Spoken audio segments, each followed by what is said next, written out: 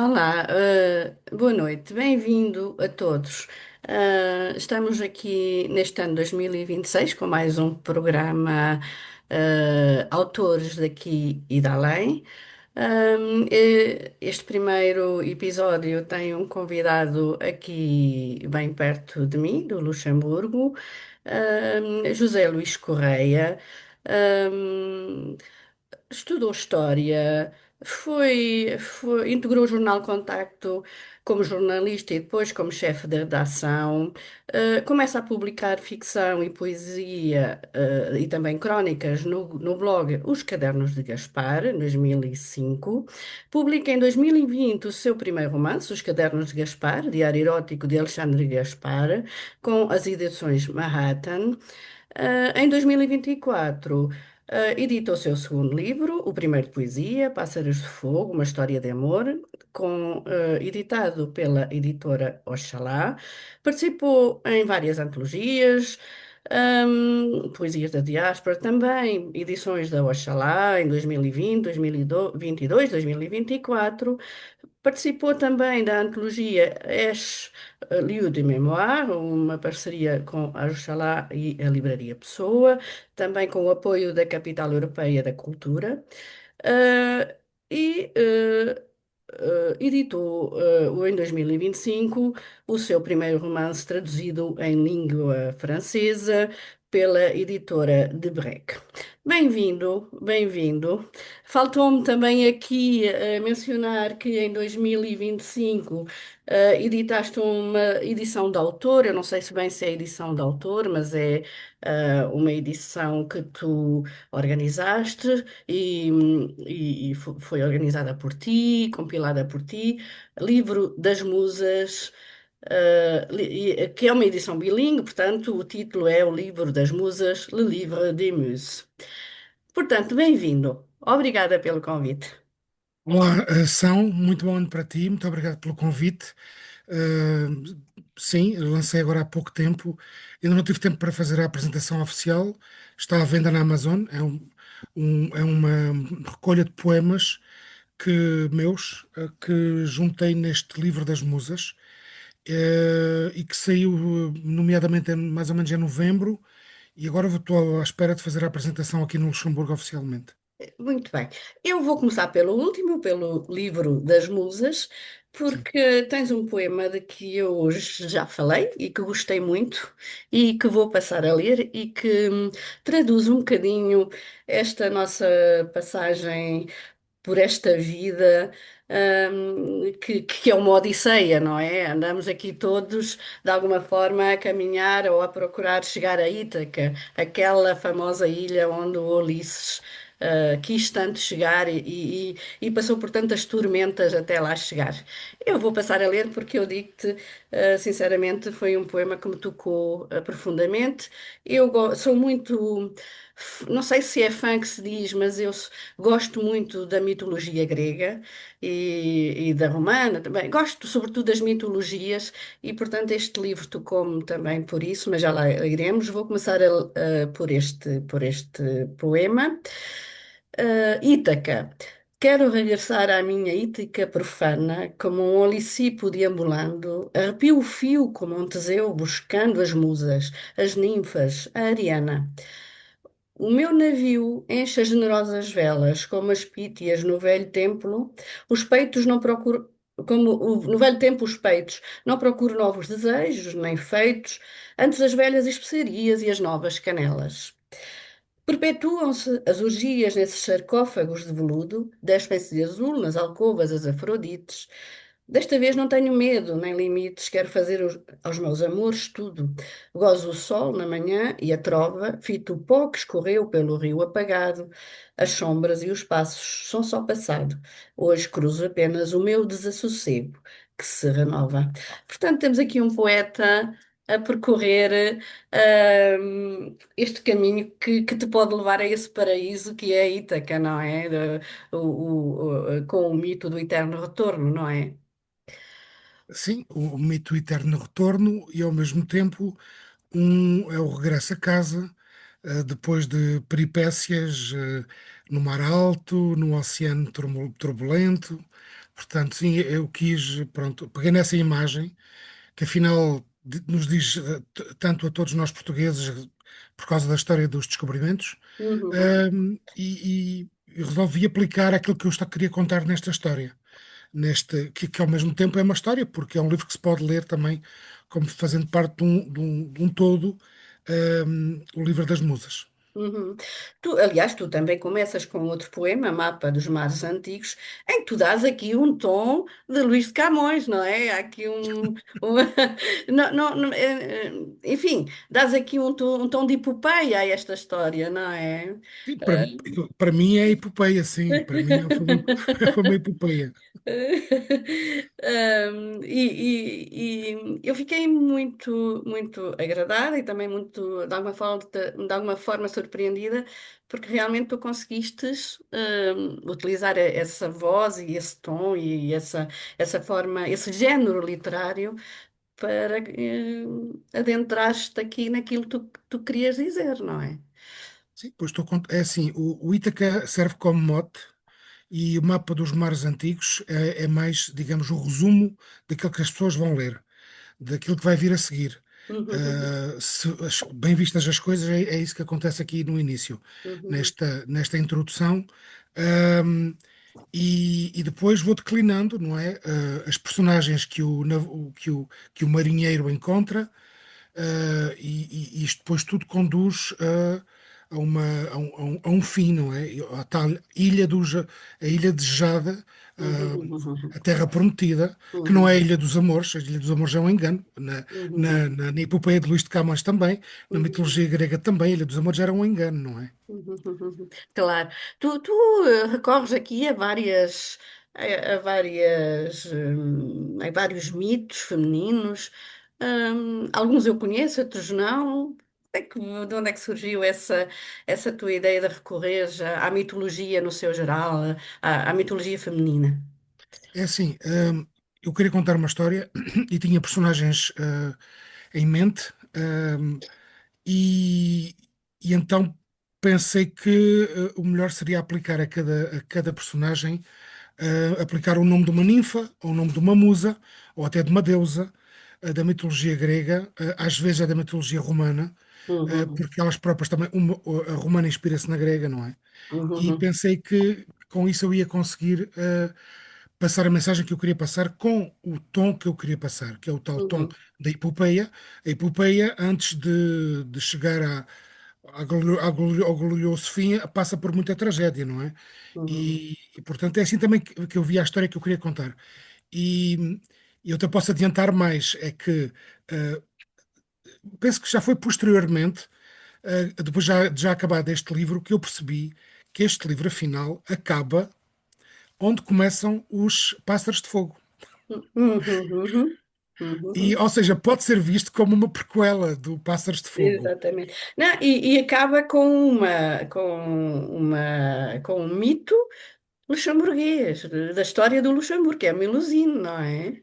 Ah, sim, é a última É. personagem, é Melusina. Sim, eu penso que tinha que haver também algo relacionado com o Luxemburgo, e então, Uhum. claro, que escolhi a musa luxemburguesa, a ninfa, digamos, Exatamente. Eu a achei que foi sereia, interessante. A a sereia sereia, exatamente. do Alzette, a Melusina, claro. Mas mas que faz parte do imaginário luxemburguês e da construção da história do Luxemburgo, por isso também achei tão interessante tu não te ter esquecido da Melusine aqui. Ahm, no livro que eu tive o prazer de apresentar, Os Pássaros de Fogo, uma história de amor, a Elizabeth Cardoso Jordão, que foi quem escreveu o prefácio, disse o seguinte, disse ou escreveu. Poeta não é só quem escreve poemas, poeta é quem vê o mundo de maneira um pouco diferente de nós. Poeta é quem vê a essência mesmo das coisas e sabe dizê-las com a precisão do martelo que cai sobre o prego. O poeta tem na ponta da língua todas as palavras e sabe escolhê-las e arranjá-las de uma maneira que parece, de repente, ser a única maneira possível. Gostaria que me falasses desse teu processo criativo como poeta e se te revês nesta afirmação da Elizabeth. A Elizabeth é uma das pessoas que melhor me conhece, porque nós conhecemos desde a faculdade, e, e eu sempre prometi que se um dia publicasse um livro, ela seria uma das pessoas a quem eu pediria um prefácio. E quando pedi, ela escreveu. Ahm, sim, ela acompanhou muitas vezes o meu processo criativo, porque nós falávamos muito e depois eu tinha uma maneira muito assolapada de viver a vida, muito muito apaixonada também de viver a vida, de viver cada coisa muito dramaticamente, ou muito tragicamente, ou muito apaixonadamente. Portanto, havia sempre ali muito excesso em tudo o que eu vivia, e depois eu escrevia isso na minha poesia. E depois ela ajudava-me a pôr menos açúcar no poema, ou pôr mais realidade. Sempre foi uma boa conselheira, e claro, depois para escrever o prefácio, pensei que era a pessoa indicada para escrever o prefácio dos Pássaros de Fogo. Ahm, para este aqui, para este livro aqui, já pedia duas pessoas diferentes. Uma pessoa para escrever um prefácio, e que é um humorista, e também locutor da Rádio Latina, que é o Ruben Vieira Gomes. E depois pedi, porque eu achei que era necessário, alguém que também me conhece bem, que é a minha companheira atual, para escrever Uhum, um aviso à navegação, porque acho que quem se aventurar nos meus mares e na leitura do meu livro tem que se preparar para aquilo que vai ler, porque cada musa, cada ninfa, cada sereia, cada deusa podem identificar-se, talvez, sobretudo as pessoas que me conhecem o meu percurso de vida, e portanto é um aviso à navegação, acho que acho que também está bem escrito, e, e eu também gostei muito deste prefácio. E eu peço sempre a pessoas que me conhecem bem para escrever os meus uhum, prefácios, porque acho que isso depois vai dar o tom para o livro, e sendo num estilo completamente diferente. O meu uhum, processo criativo é isso, é ver a vida como ela acontece, e eu escrevo sobre a vida. Escrevo sobre mim, claro, sobretudo, mas eu tenho muita poesia que não é diretamente sobre mim, é sobre como eu vejo a vida, o que acontece todos os dias, todas as semanas, na atualidade, ou simplesmente se estou à mesa de um café e estou a observar uma cena. Isso pode me inspirar para escrever um poema ou para escrever um texto. A tua preocupação literária também, como dizes, passa por descrever o mundo, não é? Tal qual tu percepcionas e como o vês, não é? Isso Sim, também, também é uma até, preocupação tua.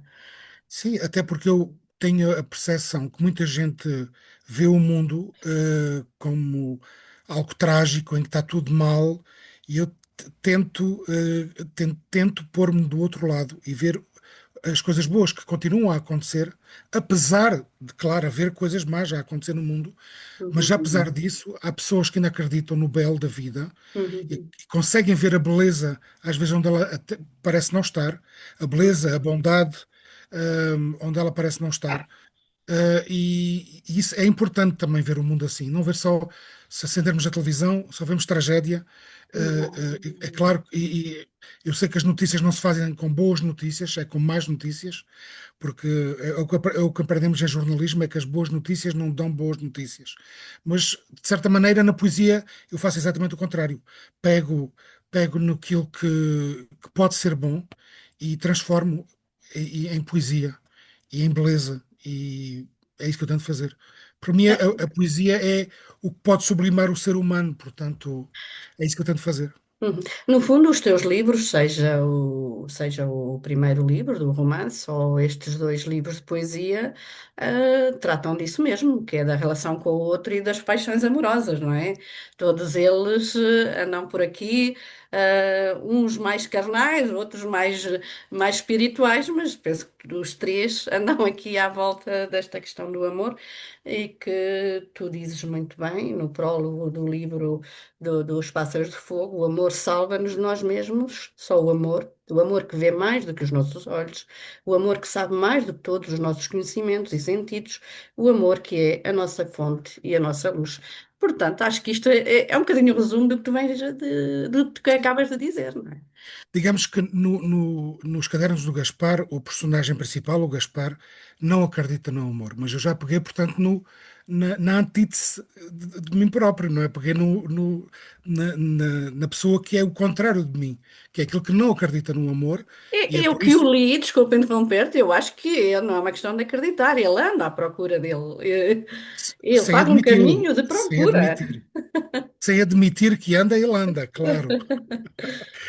Foi isso que eu tentei deixar no romance, porque não é apenas um romance erótico e com aventuras, claro que é também, mas o que está numa leitura mais subliminal é que o personagem principal, que diz que não quer o amor, claro que anda à procura do amor, e isso vê-se a pouco e pouco, vê-se, porque ele também teve muitos momentos solitários, muito pesados, não é? E no Pássaros de Fogo isso há a revelação do amor, não é? E Uhum, que o amor nos salva, porque isso acredito realmente, que o uhum, amor, e não só o amor erótico, mas o amor amoroso, mas também o uhum. amor fraternal, o amor materno, paterno, Exatamente, exato. o amor salva-nos, e o amor ensina-nos a ver o mundo Uhum. com os olhos mais bondosos do que E, se e não tanto, tivéssemos e amor. tanto que precisamos dele neste momento, como o mundo vai e com a realidade que se passa por aí, tanto que precisamos de amor para nos, enfim, para que a vida seja mais leve. E Ah, neste livro das diz, Musas, de certa maneira, apesar de este Ulisses andar de ilha em ilha e sem encontrar o seu verdadeiro amor, há uma teimosia para conseguir encontrar o amor. uhum, Porque, porventura, qualquer outro marinheiro, ao fim de 2 ou 3 ilhas, tinha voltado para casa. uhum, uhum, Este marinheiro não, é teimoso, quer encontrar o amor e vai acabar por encontrar. É essa a uhum. história que eu queria contar.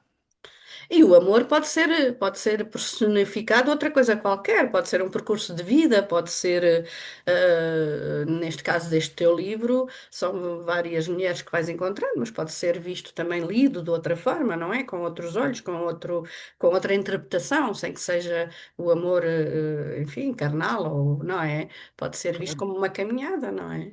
Como aqueles desencontros que vamos encontrando ao longo da vida, não é? Sim, e a aprendizagem que se faz, porque eu costumo dizer, eh, todos nós caímos. Não cair é impossível. Todos Uhum. nós caímos. E, de certa maneira, só com a queda é que se aprende a não Uhum. cair. Ou pelo Exato. menos a sabermos nos levantar mais depressa na próxima queda. Exato. É essa também a aprendizagem Uhum. da vida e do amor. Muito bem.